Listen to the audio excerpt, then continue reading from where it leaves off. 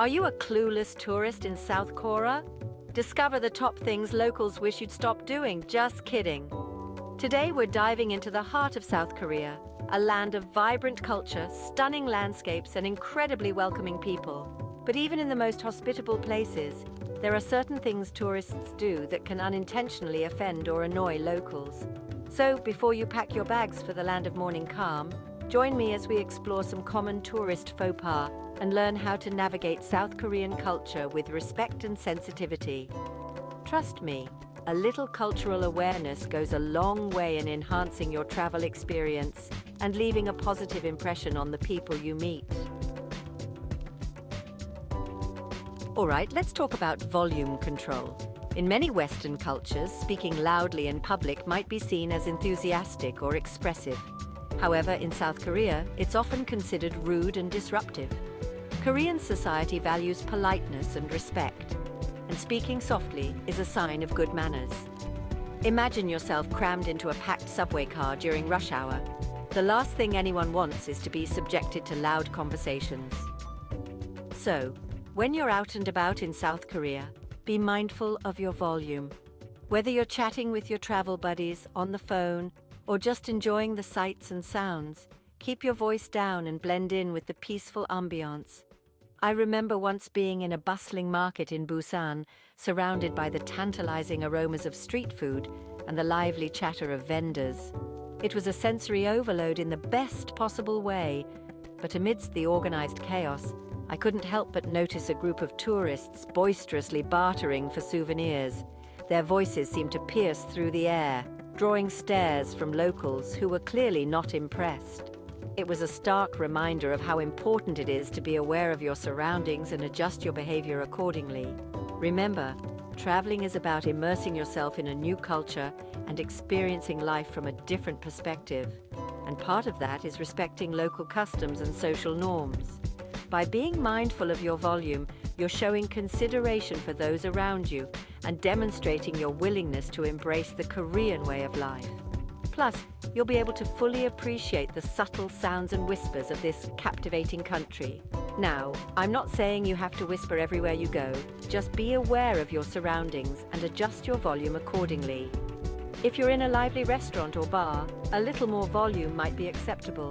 But in quieter settings like temples, museums, or public transportation, speaking softly is the way to go. Trust me, the locals will appreciate your effort. Food is a huge part of Korean culture, and dining etiquette plays a significant role in social interactions. From the way you hold your chopsticks to the order in which you serve yourself, there are certain customs that are important to follow. One of the most important things to remember is to never stick your chopsticks upright in a bowl of rice. This is a major taboo, as it resembles a ritual performed at funerals. Instead, lay your chopsticks down horizontally on your plate or on the chopstick rest provided. When pouring drinks, it's considered polite to hold the bottle with two hands, especially when pouring for someone older than you.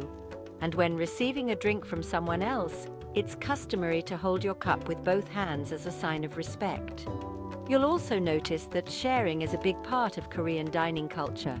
Many dishes are served family style, with everyone taking portions from shared plates.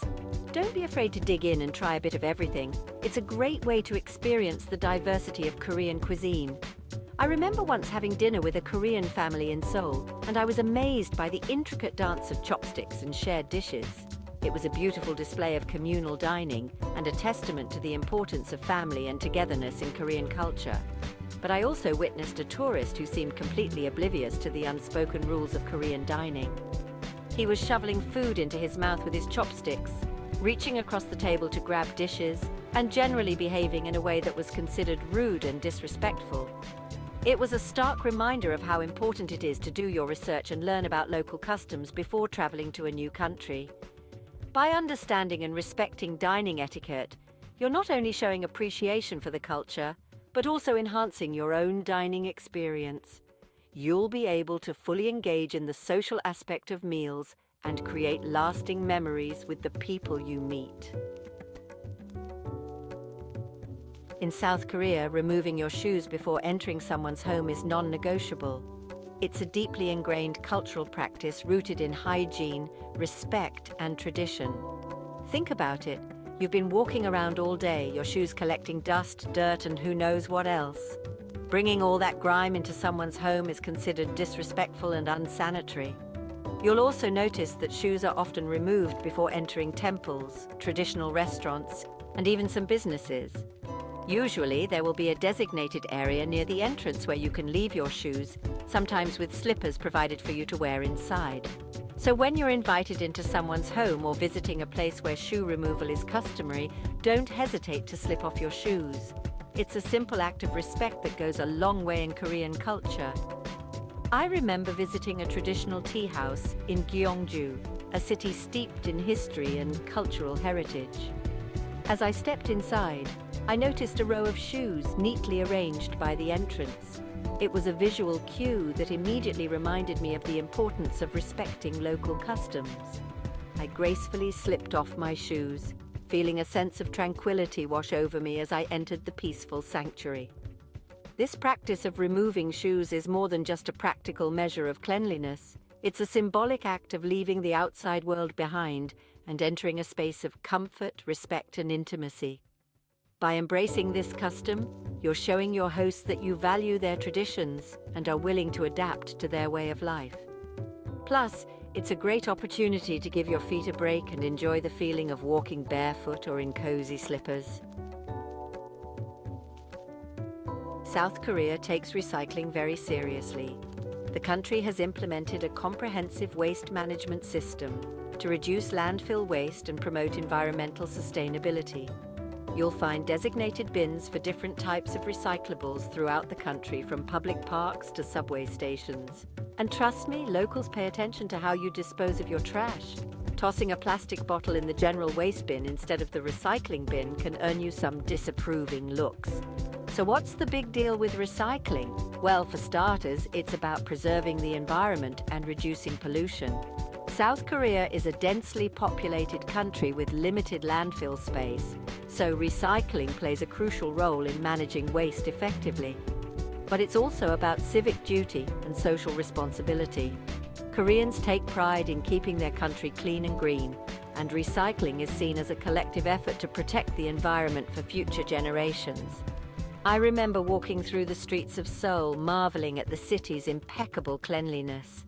There was hardly a speck of litter to be found, and recycling bins were strategically placed every few blocks. It was a testament to the citizens' commitment to environmental sustainability and a reminder of the impact we can have when we all do our part. By making an effort to recycle properly, you're not only contributing to a cleaner environment, but also showing respect for the local community and their values.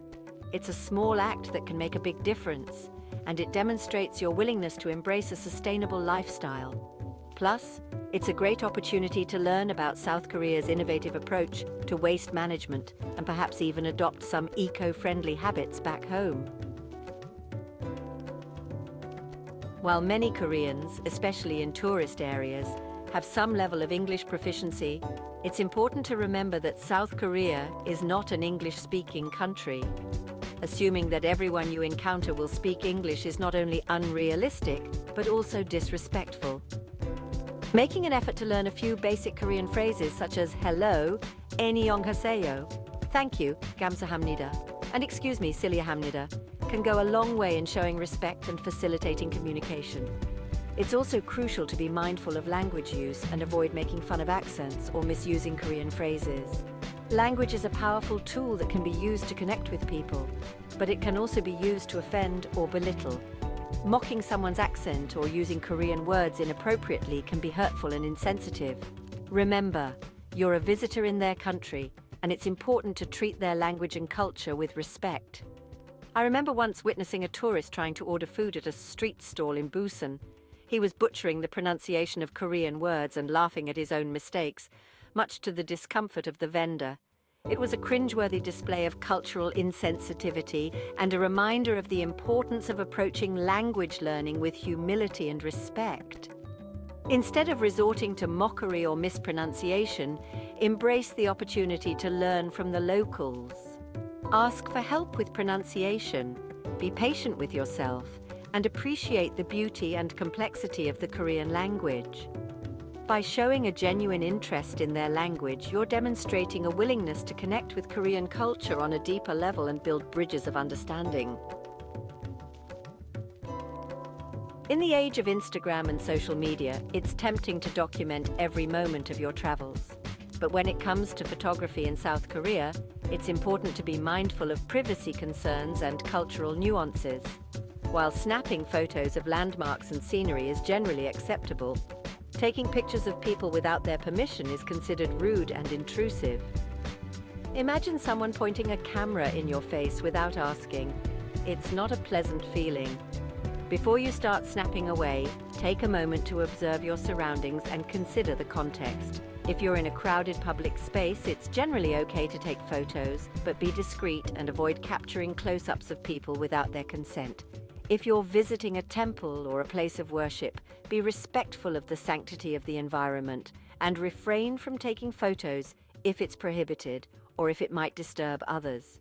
I remember visiting a serene Buddhist temple in the mountains of Seoraksan National Park. The atmosphere was incredibly peaceful and contemplative, with monks quietly going about their daily rituals. As I was admiring the intricate architecture, I noticed a tourist aggressively snapping photos of the monks without their permission.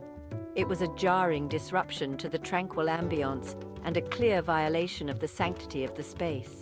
Remember, photography should enhance your travel experience, not detract from it.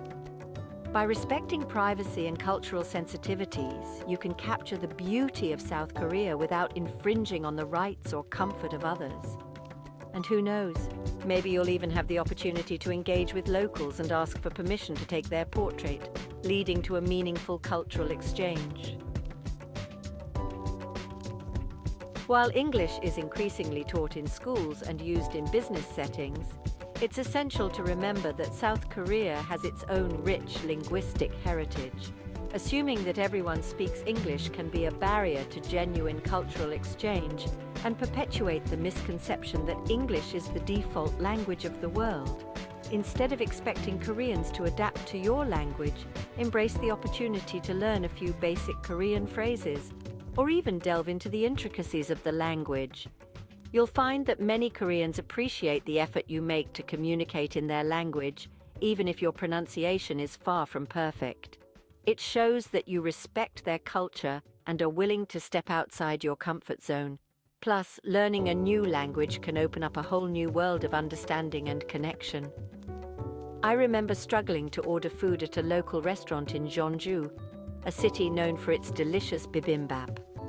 I stumbled through a few Korean phrases, butchering the pronunciation, but managing to convey my order. The owner, a kind ajumma, older woman, chuckled at my attempts but was clearly touched by my effort. She even gave me a complimentary side dish as a reward for my linguistic endeavors.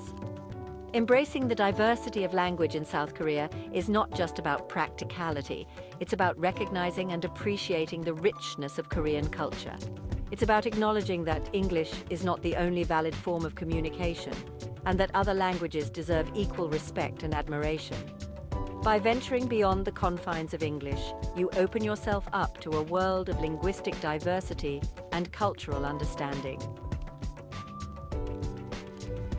Unlock the secrets of the world and make your dreams come true with our channel. We'll guide you through the most incredible destinations and share our expert advice for your next adventure. Don't miss out on any of our thrilling videos. Hit that subscribe button and turn on notifications. And when you're ready to embark on your own journey, use our affiliate link in the description to book your trip. By doing so, you'll not only save money, but also support our channel and help us continue bringing you the best travel content. Let's explore the world together.